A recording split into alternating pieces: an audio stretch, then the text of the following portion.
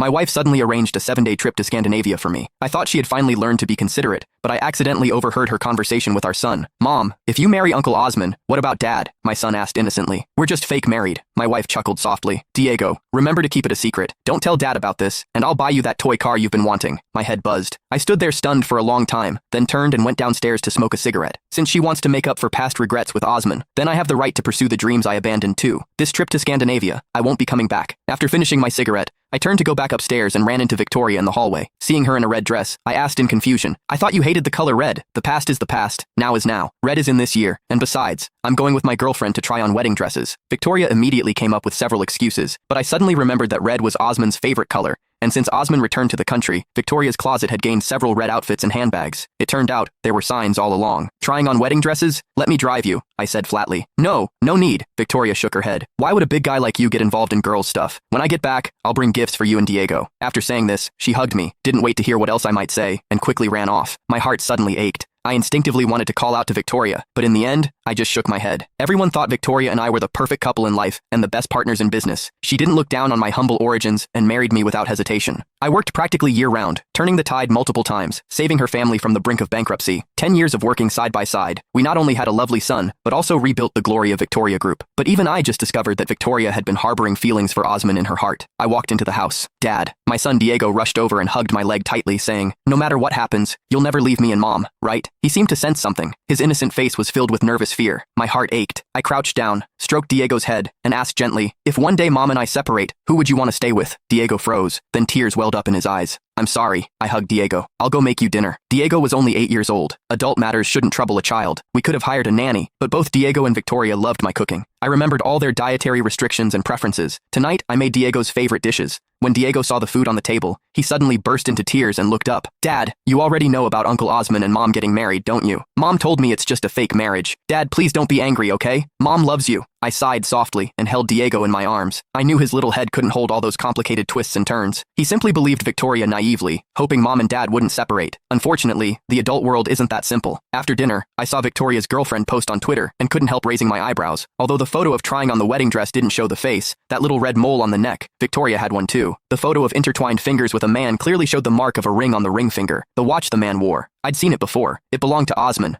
The caption read, "The moon I missed will always come back to illuminate me once more." That phrase seemed familiar. I rushed into the study and moved Victoria's computer. Underneath was a notebook. The moment I opened it, that exact phrase jumped out at me. All signs indicated this account wasn't some girlfriend's, but Victoria's own. Scandinavian trip. The fictional girlfriend's wedding and Twitter account. Victoria, to deceive me for Osmond's sake. You could come up with such absurd tricks. I muttered to myself and picked up my phone to send a message.